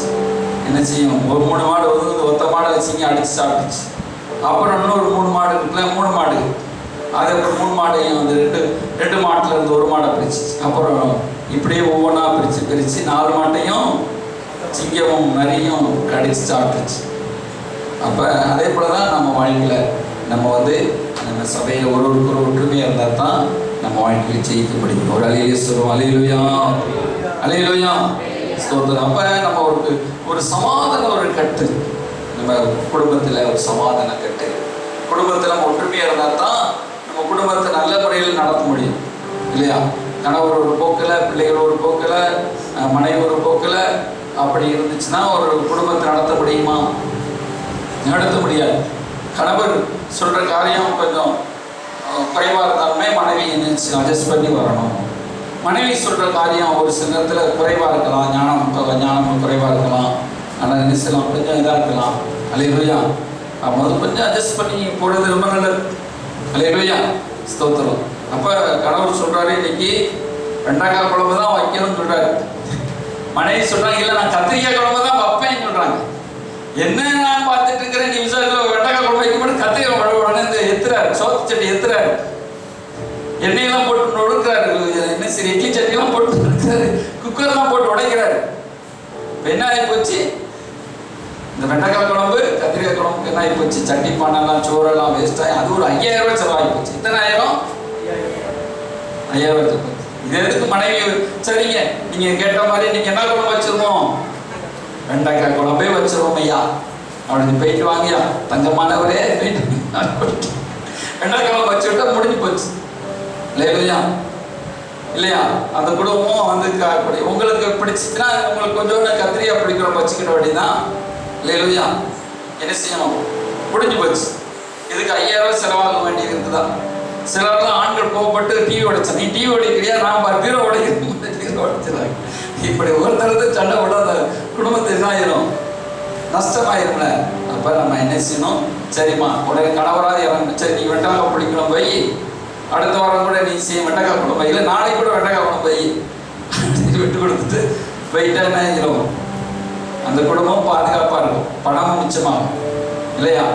ஸ்தோத்திரம். அப்ப நம்ம குடும்பங்கள் காக்கப்படுறது. அதே போலதான் நம்ம என்ன செய்யும்? கொஞ்சம் அட்ஜஸ்ட் பண்ணா போதும், நம்மளுக்கு ஒரு பெரிய ஜெயம் எடுக்கலாம். அலையிலையா? அலையிலையா? அதே போல நம்ம அம்மா அப்பாட்ட பிள்ளைகளும் கொஞ்சம் அம்மா அப்பா சரிங்க மாட்டேங்குச்சு. அலையிலையா? அப்ப நம்ம வந்து ஒரு சமாதானத்தை நம்ம நாடணும். ஒரு சமாதான கட்டு. அலையிலையா? சமாதான கட்டு. அப்ப நம்ம சமாதான கட்டு கட்டுறதுக்கு நம்ம முயற்சி பண்ணணும். நம்ம இந்த காரியத்தில் ஒரு குடும்பத்தில் சமாதானம். நம்ம ஒரு வேலைக்கு போகிறீங்க, ஒரு கம்பெனியில் போகிறீங்க, கம்பெனியில் பார்த்துட்டு ஒருத்தர் சண்டை போட்டுட்டு இருந்தீங்கன்னா, கம்பெனியில் போகிற வேலைக்கு போகிற இடத்துலையும் ஒரு சிலருக்குள்ள நம்ம ஐக்கியமாக இருக்கணும். அதுக்காக நம்ம ஏமாத்துறான், திருடுறான் சொல்லி அதுக்கே அவங்க சாய்ந்து வாங்கக்கூடாது. இல்லையா? ஒரு கம்பெனியில் வேலைக்கு போகிறீங்க, கம்பெனியில் வேலை பார்க்குறவங்களோட ஒரு சந்தோஷமாக ஒரு ஐக்கியமாக இருந்தால் தான் நீங்கள் என்ன செய்ய முடியும்? அங்கே வேலை பார்க்க முடியும். இல்லை அவன் உங்களுக்கு போட்டு கொடுப்பான், நீங்கள் அவனை போட்டு கொடுப்பீங்க, கடைசி 2 பேருக்கும் வேலையெல்லாம் போயிடும். இல்லையா? ஆனால் யாராவது ஒருத்தர். அப்போ அதுக்காண்டி ஏமாத்துறதுக்கு இல்லை, நம்ம அட்ஜஸ்ட் பண்ணிப்போம். இல்லையா? அதே போல் காலேஜ் போகிறீங்க, ஸ்கூலுக்கு போகிறீங்க, அதே போல் என்ன செய்யணும்? டீச்சருக்கு என்ன செய்றீங்க? ஒரு 10 தடவை முக்கி போட சொல்கிறாங்க லேட்டாக வந்ததுக்கு. இல்லையா? இங்கே எதுவும் சொல்லிடுறாங்க பாஸ்டர்ன்றீங்க. 10 தடவை முக்கி போட்டு, சரிங்க டீச்சர், நீங்கள் அம்மாட்ட போட்டு சொல்லிடுறாங்க டீச்சர் என்ன செஞ்சிடும்? 10 தடவை முக்கி போட்டு உள்ள முடிஞ்சு போச்சு. இல்லையா? ஆனால் என்ன செய்யப்பட்டிருக்குது? நம்ம இல்லை அப்புறம் போக முடியாதுன்னா அப்போ சாந்தியாகி அந்த டீச்சருக்கு ஒரு சில சர்வீன் பிடிச்சா இருப்பாங்க, அடின்னு அடித்து உங்கள் அம்மா கூப்பிட்டு உங்கள் அப்பா கூப்பிட்டு இல்லையா? ஒரு சில பிள்ளைங்க சரிங்க டீச்சர் போட்டு முக்கிய தானே போட்டு போயிடக்கூடாது, போட்டு போயிடுவாங்க. அப்போ நம்ம அட்ஜஸ்ட் பண்ணிக்கிறோம். வேலைக்கு போகிற இடத்துல அட்ஜஸ்ட் பண்ணணும். வேலைக்கு போகிற நீ நான் கரெக்டாக வேலை வைப்பேன், நீ வேலையை பார்த்து போ அடங்குனோம்னா என்ன ஆகும்? உங்களுக்கு தெரியாமல் மேனேஜர்கிட்ட போட்டுவிடுப்பான், பாருங்க எப்படியும் பிடிச்சமே கரெக்டாக வேலை பார்க்கணும்னு நினைக்கிறான், ஆனால் வந்து உங்களை பற்றி தப்பாக பேசுகிறான். அப்போ நம்ம ஆண்டோடைய பிள்ளைங்க எப்படி இருக்கணும்? வேலைக்கு போகிற இடத்துலையும் அன்பாக பேசணும். அவங்களே நமக்கு விரோதமாக பேசினாலும் அன்பாக பேசணும். அலையிலையா? அலையிலையா? அப்போ அப்படி பேசப்படுது. அப்போ ஐக்கியம். அப்போ நம்ம சபைக்கு வருவோம், சபையிலையும் ஒருவருக்கொருவர் ஒரு ஒற்றுமை, முடிஞ்ச பேர் கை கொடுக்குறோம், தெரிஞ்சு ஒருவருக்கொரு மனம், ஒரு ஐக்கியம், ஒரு தாழ்வு மனத்தாழ்மை. இல்லையா? மனத்தாழ்மை. ஒருவருக்கொருவர் பவுல் சொல்றாரு இதே இடத்துல, ஒருவருக்கொருவர் மேன்மையே எண்ணாதீர்கள்னு சொல்றாரு. என்ன செய்யறாங்க? ஒருவர் தண்ணிலும் மேன்மை உள்ளவர்களா என்னங்கன்னு சொல்றாரு. பவுல் சொல்லும்போது சொல்றாரு, என்ன செய்யறாரு? ஒருத்தர் பார்க்கும்போது சொல்றாரு, என்னை காட்டில் நீ பெஸ்ட்டுப்பா, நீ நல்லவன்பா, பரிசுத்தவான்பா, நீதிமான்பா அப்படின்னு சொல்லி நம்ம என்ன செய்யணும்? நம்ம ஆவிக்குரிய சகோதரர்கள் சகோதரி பார்க்கும்போது ஒருவருக்கொருவர் அந்த அன்பை பகிர்ந்துக்கிறோம். அலையிலையா? அலையிலையா? அப்ப நம்ம பகிர்ந்து கொள்ளும் பொழுது ஜெபம் பண்ணுவாங்க, ஒருவருக்கொருவர் ஜெபம் பண்ணுவாங்க, ஒருவருக்கு ஒற்றுமையா இருப்பாங்க, ஒருவருக்கு குறை சொல்றது கிடையாது. ஒருத்தர் 2 பேர் சேர்ந்து இன்னொரு சகோதரி, 2 பேர் சேர்ந்து இன்னொருத்தனை அப்படி குறை சொல்றது கிடையாது. சொல்லாம நம்ம ஒற்றுமையா நம்ம இருந்தோம்னா அதை ஒரு செங்கல் இன்னொரு செங்கல் மேல் அதான் இசைவாய் கட்டப்படுகிறது. பாருங்க 3ஆம் அதிகாரத்தில் சொல்றாரு 21ஆம் வசனத்துல, அவர் மேல் ஆலயங்களும் இசைவாய் இணைக்கப்பட்டு இசைவாய் கட்டப்படணும். ஒரு செங்கல் என்ன செய்யப்பட்டிருக்கிறது? இன்னொரு செங்கல் மேலே, இன்னொரு செங்கல் மேலே. அல்லேலூயா. ஒரு செங்கல் பாதி செங்கல் இருக்கும், அது மேல சாந்து எல்லாம் போட்டு என்ன செய்வாரு? சரிசமமா ஒன்று போல. ஒரு செங்கல் நீட்டிக்கிட்டு இருந்தா கொத்தனார் என்ன செய்வாரு? ஒரு அடி அடிச்சு அந்த செங்கல் நீட்டிக்கிட்டு இருக்கிறத உடச்சி விட்டு அதுக்கு ஏற்ற மாதிரி இசைவாய் வைப்பார். அல்லேலூயா. இசைவாய் நம்ம கொடுத்தா தான், அந்த கொத்தனார் கையில நம்ம இசைவாய் செங்கல் வந்தா தான் அது நேர்த்தியான கட்டணமா மாறும். அல்லேலூயா. அப்ப நம்ம ஆண்டவருக்கு இசைவாய் ஒப்பு கொடுக்க வேண்டும். இந்த ஆண்டவரை என்னை எடுத்து என்னை எந்த இடத்துல வைக்கணுமா தூரம் மட்டும் விட்டு எரிஞ்சிடாங்க. என்ன செஞ்சிடாங்க? இந்த செங்கல் ஆகாத செங்கலா இருக்கு, இந்த செங்கல் இங்கிட்டு நீட்டிக்கிட்டு இருக்கு, அங்கே நீட்டிட்டு இருக்கு, ஒழுங்கில்லாத செங்கலா இருக்குது. எப்படி இருக்கு? சில செங்கல் சோலைக்கு போனீங்கன்னா சில செங்கல் இருக்கும். நம்ம காரைக்கால் உள்ளது, நம்ம அல்லப்பட்டியில் செங்கல் வாங்கணும்னா இப்படி போய் இப்படி வளைஞ்சிருக்கும் செங்கல். அது அந்த கருச்செங்கல் சொல்லுவாங்க, அந்த சுட்ட செங்கல் இப்படி போய் இப்படி வளைஞ்சிருக்கும். இப்போ நம்ம செங்கல் சிவப்பு செங்கல் பார்த்தீங்கன்னா ஒன்று போல அது வந்து இருக்கும். அந்த அல்லப்பட்டியும் அந்த சுட்ட செங்கல் மாதிரி கொண்டு வருவாங்க. அது இப்போ கனமாக இருக்கும், ரொம்ப ஸ்ட்ராங்காக இருக்கும். ஆனால் இப்படி போய் வளைஞ்சிருக்கும். சில செங்கலை தூக்கி போட்டுருவோம். நம்ம சர்ச்சு கட்டும் போது சில செங்கல் வாங்கும்போது தூக்கி போட்டு அதெல்லாம் ஒன்றும் சேர்க்க முடியாது இல்லையா? சில செங்கல் உடைக்க வேண்டியிருந்துச்சு. அதே போல் நம்மளை ஆண்டவர் ஆலயத்தில் கட்டணும்னா நம்ம ஒரு பாதத்தில் ஒழுங்காக திறமாக ஒப்பு கொடுக்கணும் இல்லையா? ஸ்தோத்திரம். ஒப்பு கொடுக்கும்போது தான் நம்மளுடைய இணைவாக கட்டுவார் இல்லையா? இணைவாய் கட்டி நம்ம ஆலயமாக இருக்குவார் இல்லையா? அது சார்ந்து போட்டு கிருபை கொடுத்து அப்போ நம்ம போகணும். நம்ம இன்னைக்கு பாருங்கள், இன்றைக்கி நிறைய பேர் வரல. ஏன் வரல, இதுக்கு வரலன்னு தெரிய மாட்டேங்குது. சும்மா பண்ணுவோம்ல நாங்கள். அந்த சர்ச்சுக்கு வரல பாஸ்டர், இந்த வாரம் நாங்கள் வர முடியல, சோம் பண்ணிக்கோங்க பாஸ்டர் தான் புரியும். நம்ம வச்சு இப்போ எதுக்கு வர்றாங்க நமக்கும் என்ன செய்யறது, என்ன ஆச்சோ ஏதாச்சோ, ஊருக்கு போயிருக்காங்களா, அது வெளியில் உடம்பு சரியில்லையா, அது ஒரு மனசு நமக்கு பதக்குது இல்லை. உங்களுக்கு பதக்குது, அது எனக்கு பதக்கணும். ஐயோ ஊருக்கு போயிருக்காங்களா, அது உடம்பு சரியில்லையா, வீட்டில் பிரச்சனையா, ஆனால் எங்கே போயிட்டாங்க, ஆனால் எடுத்துக்கொள்ள பட்டாங்களா, இப்போ ஏசப்பாதை எடுத்துக்கிட்டு போயிட்டாரா அப்புறம் நினைக்கிட்டு இருக்குல்ல. அப்போ நம்ம என்ன செய்ய இருக்குது, நம்ம ஒரு சின்ன ஒரு அட்வைஸ் பாஸ்டர், இந்த மாதிரி நாங்கள் ஊருக்கு போகிறோம் அந்த வாரம் என்ன செஞ்சோம் அப்படின்னா நான் ஸ்தோத்திரம் பண்ணுவேன். ஆண்டவரே ஊருக்கு போயிருக்காங்க, ஸ்தோத்திரம் ஆண்டவரே சொல்லுவோம். ஐயோ என்னாச்சோ ஏதாச்சும் கேட்டுட்டு இருப்போம். நமக்கு பதக்கும்ல, என்னாச்சோ ஏதாச்சும் ஆண்டவரே அவன் இப்போ காலமே ஆண்டவர் இப்படி தான் செய்வாங்க, அப்படி தானே செய்வாங்க. நம்மளும் மனசுக்குள்ள என்ன இருக்குது, வேதனையும் பட வேண்டியிருக்குது. அப்போ இந்த மாதிரி ஊருக்கு போகிறோம், கல்யாணத்துக்கு போகிறோம், அல்லது ஒரு அங்கே போய் சர்ச்சை அட்டன் பண்ணிட்டு போகிறோம், இல்லை ஆஸ்பத்திரிக்கு போகிறோம், அப்படியே எங்கள் அம்மா வீட்டுக்கு போட்டு இருக்குது, இந்த இடத்துக்கு போட்டு இருக்குன்னா நம்ம என்ன செய்வோம், ஸ்தோத்திரம் பண்ணுவோம். சரி இந்த வாரம் போயிருக்காங்க, ஸ்தோத்திரம் ஆண்டவரே, அங்கே போனால் அவங்களோட பேசுங்கப்பா, அங்கே போய் ஒரு சர்ச்சைக்கு போனாலும் அவங்க பேசுங்கப்பா, நம்ம ஸ்தோத்திரம் பண்ணுறோம் இல்லையா? நம்ம என்ன செய்வோம், பாஸ்டர் தானே அவர் வந்தால் வந்து நம்ம ஏன் 10,000 பேர் வர்றாங்க, இங்கேருந்து பார்க்காம இருக்கு, வர்றதே ஒரு 50 பேர் தான் வர்றீங்க, 40 பேர் வர்றீங்க, 30 பேர் வர்றீங்க, உங்களை பார்க்க எங்களுக்கு என்ன வேலை?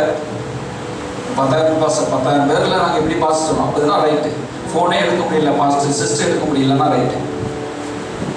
சிலருக்கும் ஒரு குடும்பமே காரணம் போயிருது, 4 குடும்பம் காரணம் போயிருது. எப்போ வராங்கன்னே தெரிய மாட்டேங்குது. இப்போ சர்ச்சு பிடிக்கும் போது போன வாரம்ல சர்ச்சு முடிஞ்ச போது ஒரு குடும்பம் வந்திருந்தாங்க. அவங்களுக்கு 6 மாசமா சர்ச்சு நடக்கிறது, 4 மாசமா 8 மணிக்கு ஆறாவது நடக்குது, தெரிய மாட்டேங்குது இல்லையா? அதனால லேட்டாக வந்தவங்களே நான் வேண்டாம் சொல்லிட்டோம். 9 மணிக்கு மேலே நீ வந்து எனக்கு காலமெல்லாம் 9 மணிக்கு வந்து உன்னால மற்றவங்க கெட்டு, நீ கெட்டெல்லாம் மற்றவங்களும் கெட்ட வச்சு இதுக்கு நீ சர்ச்சைக்கே வர வேண்டாம் மாதிரி நம்ம சொல்ல வேண்டியாது இல்லையா? நம்ம ஒரு ஒழுங்குக்கு வந்தால் தான் ஆண்டவர் நம்மளை நேர்ப்பாக கட்டுவார் இல்லையா? ஒரு ஒரு ஒரு போதகரை போட்டு அவருக்கு வச்ச வேலைகளை அவர் வேலையை விட்டு வந்து வியாபாரத்தை விட்டு வந்து அவரும் ஜெபம் பண்ணி ஆண்டவரே ஆத்துமாக்களை கொண்டு வாங்கப்பா, பேசுங்கப்பா, ஜெபம் பண்ணி அவருக்கு அவர் ஜெபம் பண்ணி பார்த்து எடுக்க இல்லையா? அப்போ நம்ம ஒரு மனத்தாழ்மை உள்ளவர்களாக கொடுக்கணும். இல்லையா? ஒரு நம்ம என்ன செய்யணும், ஒரு காரியம், ஒரு நம்ம ஒரு இசை, ஒரு இணைவு உள்ள வரணும். அல்லேலூயா, அல்லேலூயா. அப்போ நம்ம ஒரு இணைவுக்குள்ளே வந்தால் தான், அண்டர்ஸ்டாண்டிங்குள்ளே வந்தால் தான் நம்ம என்ன செய்ய முடியும், வாழ்க்கையில் ஜெயம் எடுக்க முடியும். அல்லையா? இப்போ காலேஜுக்கு போகிறீங்க, ஸ்கூலுக்கு போகிறீங்க, லீவ் லெட்டர் கொடுக்குறீங்க, அது வந்து கண்டிப்பாக கொடுக்கணும். அது ஒரு ஒழுங்கு. ஏன்னா டீச்சர் வந்து கேட்பாங்க, ஐயோ அவன் எங்கே போயிட்டான், ஒரு சத்துக்கு தானா, அது எங்கேயும் போயிட்டானா, தெரியாமல் போயிட்டானா, அது காணாமல் போயிட்டானா, வந்த வழியில். அப்போது நம்ம என்ன செய்கிறோம், அப்போ டீச்சர் ரொம்ப நாள் கேர் பண்ணுறாங்க. சில பிள்ளைகள் விட்டுருவாங்க, சரி இது இப்படி தான் என்ன ஆகிடும், ஒரு கீழ்ப்படியாக கேஸு, இது வந்தாலும் சரி வராதுன்னு விட்டுருவாங்க. அப்போ அப்படிப்பட்ட பிள்ளைகளாக நம்ம இருந்துடக்கூடாது. நம்ம ஆராதனைக்கு ஒரு 8 மணிக்குன்னா எத்தனை மணிக்கு வரணும், ஒரு 8:15 வரணும். ஒரு அட்லீஸ்ட் ஒரு முன்னப்படம் ஒரு அரை மணி நேரம் ஏதாவது தவிர்க்க முடியாத காரணம் 1/2 hour அல்லையா? இல்லையா? அப்போ நம்ம அந்த லைனுக்குள்ளே வந்து ஒரு ஒழுங்குக்குள்ளே நம்ம வரும்பொழுது தான் நம்ம குடும்பத்தை கர்த்தர் ஒரு நல்ல இடத்துல வைப்பார். நல்ல ஒரு அமாலியாக கட்டும் பொழுது அந்த இடத்துல வைப்பார். அல்லேலூயா, அல்லேலூயா. இது வந்து எனக்கு ஆஜர் போட நீங்கள் வரல, நீங்கள் யாருக்கா வர்றீங்க, உங்கள் நன்றியை சொல்ல வர்றீங்க. நான் ஆராதனை நடத்தாமல் போகிறேன். யார் பாட்டு பாடுறாங்க, யார் பாட்டு பாடாமல் போகிறாங்க, அவங்க பாட்டு பாடுறது அவங்களுக்கு தான் ஆசீர்வாதம். ஆசீர்வாதம். நீங்க உங்களை பார்க்கிறார் ஆண்டவர். அல்லேலூயா. நீங்க என்னோட பேசுங்கப்பா, உம்மை ஸ்தோத்திரம் ஆண்டவரே, துதிக்கிறோம்ப்பா, நீ நல்லவர் ஆண்டவரே, வல்லவர் ஆண்டவரே, ஸ்தோத்திரம் பெரியவர் ஆண்டவர் சொல்லி நீங்க உட்கார்றதையே ஆண்டவர் பார்க்கிறார். நீங்க வாயை திறந்து பேசாம கூட அந்நாள் வாய் விட்டு கதறி ஜெபிக்கல, மனசுக்குள்ளதான் ஜெபம் பண்ணான். ஜெபத்தையே ஆலயத்தில் கேட்டான். அல்லேலூயா. ஆலயத்தில் நீங்க ஜெபிக்கிற ஜெப மனசுக்குள்ள வேண்டுதல் செய்யறது கூட கடவுள் கேட்டு உங்களுக்கு பலன் அளிப்பார். ஒரு வெளியில சொல்லுவோம். அல்லேலூயா. அப்ப நம்ம என்ன செய்யணும், ஒரு அதே போல வர ஒரு குடும்பத்தில் ஒரு சபையோடு கூட ஒருவர் கை கொடுத்து அன்பா ஒருவர் விசாரிச்சு ஒருவருக்காக ஒருவர் ஜெபம் பண்ணி, அல்லேலூயா, ஒருவருக்கு ஒரு பக்தி விருத்தி உண்டாகும்படி நடந்து கொள்ளுங்க. எப்படி நடக்கணுமா? பக்தி விருத்தி. அப்ப நம்ம பக்தி விருத்தி அடையும், ஒருத்தரை பார்த்து ஒருத்தர் பக்தி விருத்தி அடையணும். சபைக்கு வர்றது எதுக்காக வரோம்? ஒருத்தரை பார்த்து ஒருத்தர் பக்தி விருத்தி அடைய வேண்டும். அல்லேலூயா. ஸ்தோத்திரம். நம்ம பாப்பாக்கார் அப்ப நம்ம ஒழுங்கில்லாம நம்ம இருந்தோம்னா, அப்ப நம்மளை பார்த்து ஒருத்தர் பக்தி விருத்தி அடைகிறதுக்கு பதிலாக நம்மளை பார்த்து ஒருத்தர் கவனமாக கேளுங்க. தம்பி இன்னைக்கு தான் எந்திரிச்சிருந்திருக்காரு. அப்ப இன்னைக்கு தான் என்ன செய்யப்படுறது, நம்மளை பார்த்து ஒருத்தர் பக்தி விருத்தி அடையணுமே தவிர நம்மளை பார்த்து ஒழுங்கின்மை அடைஞ்சிடக்கூடாது. கவனமாக இருக்கிறீங்களா? என்ன பாஸ்டர் இதுக்கு சொல்ற வசனத்துல சொல்லப்பட்டது நமக்குள்ள ஒரு சமாதானம் கேட்டு ஆவியின் பொறுமையை காத்து கொடுத்தார்கள் சொல்ல பாருங்க 4ஆம் வசனத்துல. அதனால ஒரே நம்பிக்கை சொல்லுங்க, ஒரே நம்பிக்கைக்கு அழைக்கப்பட்டது போல ஒரே சரீரமும் ஒரே ஆவி என்று ஒரே கர்த்தரும் ஒரே விசுவாசம் ஒரே ஞானஸ்நானம் உண்டு. அல்லேலூயா. ஒரே கர்த்தர், ஒரே ஞானஸ்நானம், ஒரே விசுவாசம். அல்லேலூயா. இப்போ மீட்டிங் நம்ம போறோம். இப்போ ஒரு சினிமா தேட்டருக்கு ஒரு மனுஷன் போறோம். அது போறது வேற. சினிமா தேட்டருக்கே என்ன செய்யலாம், கவுண்டர் போட்டிருக்கூடாது, 60 ரூபா 100 ரூபா கொடுத்து படம் பார்க்க போறோம் அப்படின்னு சொல்லி முதலே பேர் வேகமா ஓடலாம். அதுலேயே அந்த காலத்து கவுண்டர் மூடிடுவாங்க. நாங்கள் சின்ன பிள்ளையில பார்க்க போவோம், இப்போ பார்க்க போகிறது கிடையாது. சின்ன பிள்ளையில ஒரு 5 ரூபா இருக்கும், கொண்டு ஓடுவோம். அதுக்கு கவுண்டர் மூடிடுவாங்க. ஒரு 9 மணிக்கு ஷோனா 9:30 தான் 9:15 வரைக்கும் போட்டு மூடிடுவாங்க. அதுக்கு ஓடுவோம். ஐயோ பார்க்க முடியல. ஆனால் இங்கே பரிசுத்த ஆலயத்துக்கு வரும்பொழுது எப்படி வருவோம்? அப்படியே வரணும். அல்லையா? கவுண்டர் பண்ணிடுவோம். அல்லேலூயா. சரி, ஸ்தோத்திரம். அப்போ நம்ம அநீதியை நடப்பிக்கும் போது ஒற்றுமையாக இருப்போம் இல்லையா? அநீதி நடப்பிக்கும் போது பாவம் செய்ய பாருங்க, ஒற்றுமையாக பாவம் செய்வோம். ஆனால் அநீதிக்குள்ள வரும் பொழுது நம்ம ஒற்றுமையாக இருக்கணும். சரி, ஸ்தோத்திரம். பாருங்க நான் சொல்றாரு. இப்ப மேலும் 11ஆம் வசனத்துல, மேலும் நாம் அனைவரும் தேவனுடைய குமாரனை பற்றி விசுவாசத்திலும் அறிவில் ஒருமைப்பட்டவர்களாகி நிறைவான வளர்ச்சி அளவுக்கு பூரண புருஷராகும் வரைக்கும் ஒருமைப்பட்டவர்களாக நம்ம ஒருமைப்படணும்னு சொல்றாரு. அந்த ஒருமையை இங்கே சுட்டி காட்டுறாரு. நமக்குள்ள இருக்கிற ஒற்றுமையை அவர் சுட்டி காட்டுறார். நான் ஒற்றுமையா இருக்கணும். அல்லேலூயா. அதன் கடைசி வசனத்தை பாருங்க, 32ஆம் வசனம். ஒருவருக்கு ஒருவர் தயவாயும் மன உருக்கமாய் இருந்து நீங்களும் ஒருவருக்கு ஒரு மன்னியும் சொல்றாரு. எப்படி சொல்றாரு? நீங்க ஒருவருக்கு ஒரு தயவா இருக்குன்னு சொல்றாரு. தயவுள்ளவர்களா இருங்க, மன ஒழுக்கமா இருங்க, கிறிஸ்துவுக்குள் உங்களுக்கு மன்னித்தது போல மன்னிங்க சொல்றாரு. கற்றுத்தரார். வேத வசனங்களை எப்படி என்ன செய்யறாரு? மன்னிக்கணும்னு சொல்றாரு. நம்மள ஒருத்தர் மன்னிங்கன்னு சொல்றாரு. ஒருவர் சொல்லுங்க, மன்னிங்க. ஒருத்தர் பேர் ஒருத்தர் குறையிருந்தா கிறிஸ்துவை பார்த்து இயேசுவை பார்த்து நம்ம என்ன செய்யணுமா? மன்னிக்கணும். இயேசு மன்னிச்சது போல மன்னிக்கிறேன், இயேசு மன்னிச்சது போல மன்னிக்கிறேன். எங்கள் அம்மாவை மன்னிக்கிறேன், எங்கள் அப்பாவை மன்னிக்கிறேன், என்னுடைய மனைவியை மன்னிக்கிறேன், கணவரை மன்னிக்கிறேன், பிள்ளைகளை மன்னிக்கிறேன், பிள்ளைகள் பெற்றோரை மன்னிக்கிறேன். ஒருவருக்கு இயேசுவை போல மன்னிக்கணுமா? இயேசு கிறிஸ்து மன்னித்தது போல. இயேசுவை போல ஒரு பக்கம், கிறிஸ்து எப்படி நம்ம அவர் நல்லவராக இருக்க கூட நம்முடைய பாவத்துக்காக அவர் பலியாகி மன்னிச்சார், மன்னிப்பு கொடுத்தார். அதே போல நம்ம கிறிஸ்து ஸ்தானத்தில் வந்தோம். கிறிஸ்து போல மாறி கிறிஸ்து இயேசப்பா கடவுள் போல நம்ம என்ன செய்யணும்? மன்னிக்கணும். சுருக்கமாக சொல்ல போனா கடவுள் போல நம்ம மன்னிக்கிறோம். அல்லேலூயா. எப்படி மன்னிக்கிறோம்? நம்ம அந்த இடத்துல கடவுள் ஸ்தானத்தில் ஆண்டவர் மன்னிக்கிறார். கிறிஸ்து போல. அல்லேலூயா. நம்ம என்ன செய்யணும்? ஒரு சின்ன காரியம் கூட மன்னிக்க மாட்டோம், ஒரு மன்னிக்க மாட்டோம், கசந்து கொள்கிறோம், மனத்தாழ்மை என்ன செய்யறோம், மன பாரம் அடைகிறோம், ஒருவருக்கொருவர் என்ன செய்யறோம், மன இருமால் படைச்சிடுறோம். இதெல்லாம் நம்ம விட்டு நீங்கி போனா தான் கிறிஸ்து நம்ம உள்ளத்துல வாசம் பண்ணுவார். அல்லேலூயா. கிறிஸ்து வாசம் பண்றாரே அப்படிங்கிற ஒரு எரிச்சலோடு, ஒரு கோபத்தோடு, கசப்பு தன்மையோடு நம்ம மனசுக்குள்ள வச்சிருக்கும் போது இயேசு வாசம் பண்ண முடியுமா? கோபக்காரியோடு கூட வாழ்வதை கட்டும் வீட்டின் மூலையில இருப்பது நல்லதுன்னு நீதிமொழி சொல்றாரு. ஆனா கோபக்காரியா இருந்தாலும் சரி, அவர் எப்படி கட்டவர் வாழ்ந்து ஆகணும், ஒரு கணவனோ மனைவியோ இல்லையா.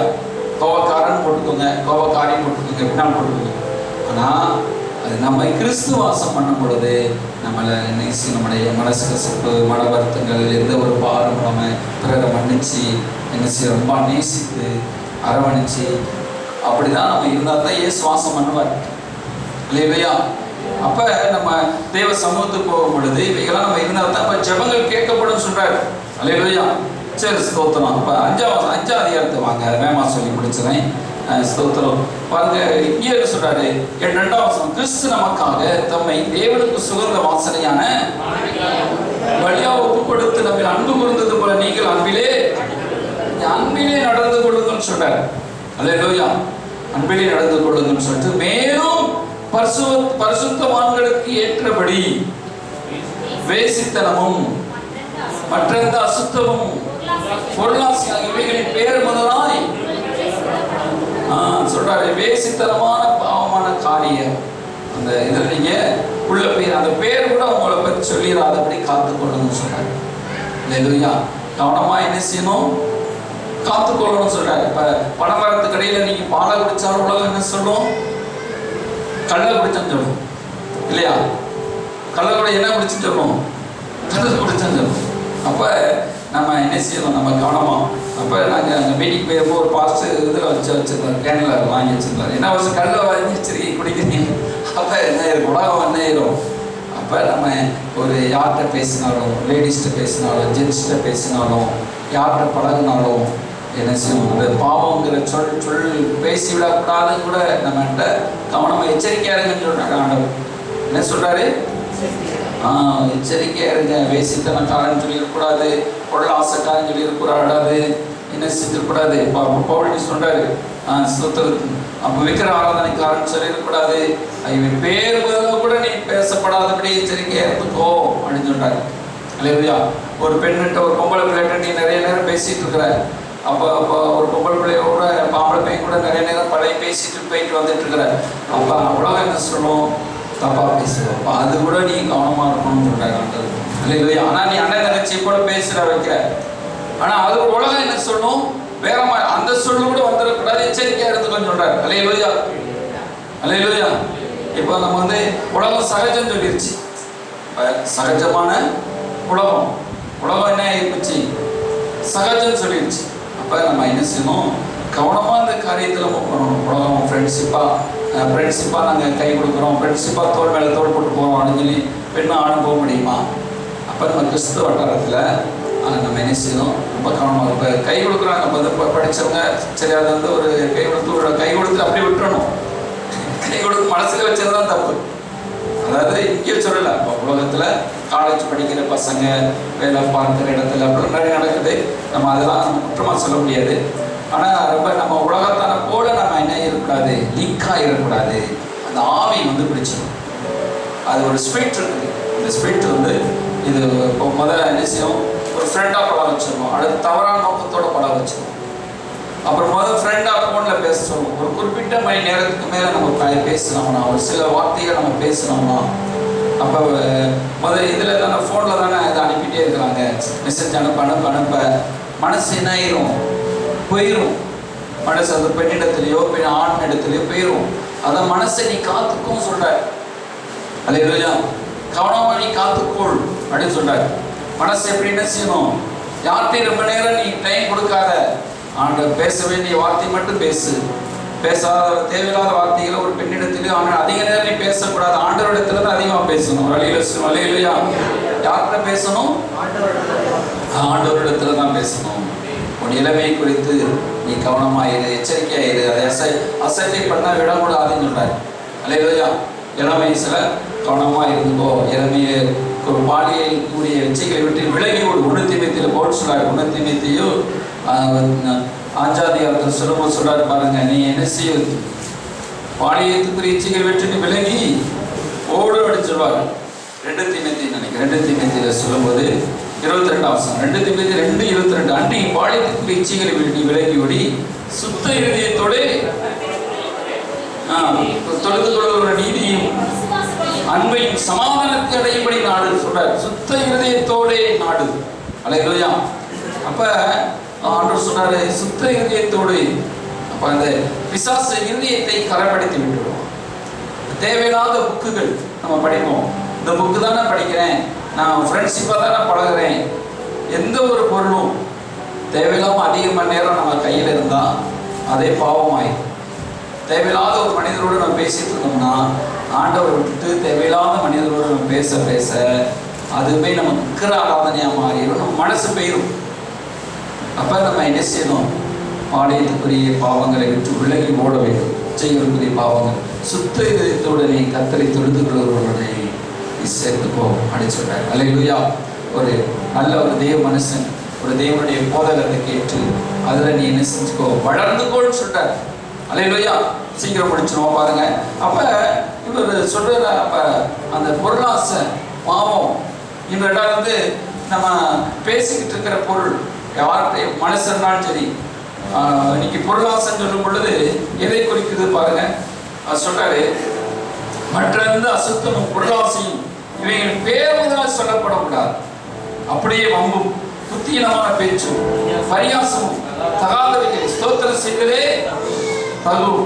அடுத்த விபச்சாரக்கான அசுத்தனாவது விக்கிராராதனைக்காரனாகிய பொருளாசைக்காரனாவது ராஜ்யமா கிறிஸ்துவ சுதந்திரம் அடைவது என்று அறிந்திருக்கிறீர்களே.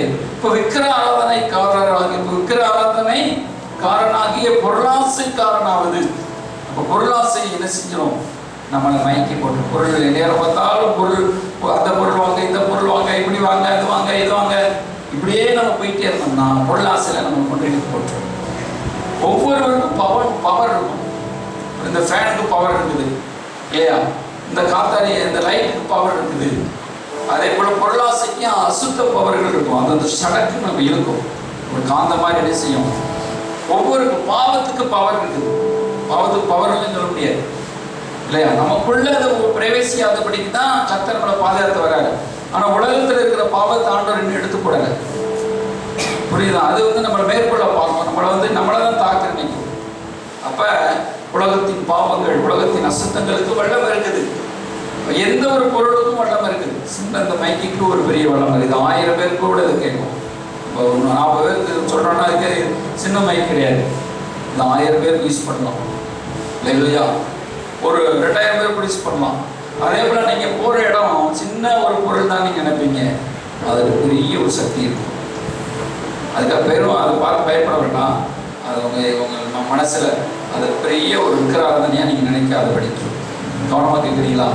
அப்ப ஒரு பொருளை குறித்து, ஒரு தங்கம் பொருளோ வீட்டில் இருக்கிற பொருளோ பொருளாசையோடு கூட வாங்கி வாங்கி வாங்கி பொருளாசையோடு நம்ம நடந்து கொள்ளும் பொழுது, பணத்தை அடையே யோசிக்கும் பொழுது நமக்குள்ள பொருளாசை வந்துருச்சு என்ன ஆயிரும்? விக்கிராராதனையா மாறி, பழைய ஏற்பாட்டில் கண்டுபிடி விக்கிராராதனை ஆகிற மாதிரி என்ன ஆயிரும்? பாவம் உள்ள பிரவேசிச்சிடும். பொருளாசை விக்கிர ஆராதனைக்காக 2 பக்கம், பொருளாசைக்காரனாக விக்கிர ஆராதனை சொல்ற 2 வரும்போது என்ன செஞ்சிடும்? நம்மளை அழிச்சு போட்டு. அதான் சொல்றாரு ஆண்டவருடைய பிள்ளைகள், நீ உலகத்தின் மேலே அதிக கவனம் வச்சு ஓடாதுன்னு சொல்றாரு. உலகத்தின் மேலேயே அதிக வச்சு ஓடாதுன்னு சொல்றாரு. இது குறித்து பெரிய ஒரு செய்தி இருக்குது. ஆனால் நான் முடிக்கிறேன். உங்களுக்கு ஒரு புரிஞ்சு கொள்ளபடியாக இதை ஆல்டர்ஷன் பண்ணி உங்களுக்கு சொல்றேன். வேற இன்னும் நிறைய வார்த்தைகள் இருக்குது. அப்ப நம்ம இதோட முடிச்சுக்கிறோம். அப்ப 6ஆம் அதிகாரத்துக்கு வர கூட முக்கியமான வசனத்தை மட்டும் வாசிப்போம். ஸ்தோத்திரம். இதில் பாருங்க, மனுஷருக்கு பிரியமா இருக்க விரும்புகிறவர்களாக பார்வைக்கு முடிவு செய்யாமல் எபேசியர் 6:6 கிறிஸ்துவின் ஊழியக்காரர் மனப்பூர்வமாய் தேவனுடைய சித்தத்தின்படி செய்யுங்கள். நம்ம என்ன செஞ்சாலும் என்னப்படி செய்யணுமா? தேவ சித்தம். தேவ சித்தங்கிறது வேதத்தில் எழுதியிருக்கிறது. தேவ சித்தம் பெரும்பாலும் 100% சித்தம் எதில் இருக்குது? பைபிள்ல தான். அல்லேலூயா. வேதமே விளக்கு, வேதமே வெளிச்சம் சொன்ன மாதிரி சித்தத்தை தேடி தேடி நம்ம அழைச்சிட்டு இருந்தோம்னா ஏமாந்து போயிடுவோம் இல்லையா? ஆண்டவர் அது சித்தமா இது சித்தமானு குழம்பி போயிடுவோம். நிறைய குழப்பங்கள் ஆகியிருக்கிறாங்க மனிதர்கள். பெரிய பெரிய ஊழியக்காரங்க கூட குழம்பி போயிட்டாங்க. ஆனால் இந்த சித்தத்தின்படி நடப்போமானால் இல்லையா, நம்ம சித்தத்தை கண்டுபிடிக்க அதிக நேரம் ஜெபம் பண்ணுவோம், உபவாசம் போடுவோம். நான் நிறைய உபவாசம் போட்டிருக்கேன், நிறைய ஜெபம் பண்ணியிருக்கேன். ஆனால் சித்தமே செல்வதில் தப்பா சித்தத்தை அறிஞ்சிருவோம். அது நிறைய ஊழியக்காரங்க அப்படிதான் பண்ணி தான் சித்தத்தை அறிய முடியும் இல்லையா? ஆனால் கடைசியில் பார்த்தா வேதத்தின்படி நடக்க, வேதத்தை நம்ம சித்தத்தை தேடினோம்னா நம்ம வாழ்க்கையில் 90% நிம்மதியாக போகலாம் இல்லையா? வேதத்தில் எழுதி கொடுத்துட்டார் இல்லையா? நம்ம ஒரு தரிசனத்தையோ, நம்ம ஒரு சொப்பனத்தையோ, நம்மளுடைய மனசை தோன்றதையோ, வசனம் தோணுச்சோ, அது தோணுச்சோ, எது தோணுச்சு மனசை நினைக்கிறதெல்லாம் நம்ம தெய்வ சித்தம் நம்ம நினைப்போம். யாரோ ஊழியக்காரங்க சொல்ற கூட தெய்வ சித்தம் நினைப்போம். மற்றவங்க நம்ம பாட்டி சொல்ற கூட தெய்வ சித்தம் நினைப்போம். தெரிஞ்சவங்க சொல்ற கூட தெய்வ சித்தம் நினைப்போம். ஆனால் தீர்க்க தரிசனம் மாதிரி கரெக்டாக வரும். இதெல்லாம் நம்ம அதெல்லாம் வந்தால் கூட எல்லாவற்றையும் காட்டிலும் பைபிள் நம்ம வேதம் அறிவு தான் அல்லையா? எல்லாம் கண்களை மூடி ஆண்டவரே உங்கள் கிருபையின் எபேசியர் நிருபத்தை நாங்கள் முடிப்பதற்கான நன்றி. எபேசியர் நிருபத்தில் இவ்வளோ சித்தத்தின்படி நாங்கள் செய்து அன்றைய தாய் தகப்பன் கீழ்ப்படிஞ்சு அன்றைய வேலைக்காரன் எஜமான்களுக்கும் கிறிஸ்துவ கீழ்ப்படுகிறது போல கீழ்ப்படிய கடவன். எஜமான்களுக்கும் நீங்கள் கீழ்ப்படியுங்க, ஒருவருக்கொருவர் கீழ்ப்படியுங்க, மனத்தாலுமே இருங்க, சமாதான கட்டினால் கட்டப்பட்டுருங்க. ஸ்தோத்திரம். ஆமென். நீர் எங்களுக்காக சிலுவையை சம்பாதித்த ஆசீர்வாதத்தை பெற்றுக்கொள்கிறோம் நினைக்கிறோம்ப்பா. தொடர்ந்து நீர் மகிழ்ப்படும். அது பிள்ளைகள் உள்ளத்தில் பேசியிருக்கிறேன். உங்களுடைய வார்த்தைகள், அது வசனங்கள் பிள்ளைகள் நிலைத்திருப்பதாக, ஒவ்வொரு குடும்பத்திலும் சமாதானம் இருப்பதாக. கர்த்தருடைய சித்தத்தினால் நிரப்பும் ஐயா, கர்த்தருடைய ஆவினால் நிரப்பும் ஐயா. சகல துதி கன மகிமையாவுக்கே செலுத்துகிறோம். வந்திருக்கிற ஒவ்வொரு சிறியோர் முதற்கொண்டு பெரியோர் வரைக்கும் எல்லோரையும் நீர் ஆசீர்வதியும் ஆண்டவரே. உமக்கே மகிமை செலுத்துகிறோம். சகல துதி கன மகிமையெல்லாம் உமக்கே செலுத்துகிறோம். இயேசு கிறிஸ்துவின் நாமத்தில் வேண்டிக் கொள்கிறோம். ஜீவனுள்ள நல்ல பிதாவே, நல்ல வசனத்தின் மேலும் நம்பிக்கை வைத்து செல்வமாக. ஆத்மாவே கர்த்தரை ஸ்தோத்திரி, முழுவதுமே பரிசுத்த நாமத்தை ஸ்தோத்திரி. ஆத்மாவே கர்த்தரை ஸ்தோத்திரி. அவர் செய்த சகல உபகாரங்களை மறவாதீங்க. ஆமென். கர்த்தராகிய இயேசு கிறிஸ்துவின் கிருபையும் பிதாவாகிய தேவனுடைய அன்பும் பரிசுத்த ஆவியின் பிரசன்னமும் இயேசுவான வருகை மற்றும் நம்மோடு இருந்து சதா காலம் காப்பதாக.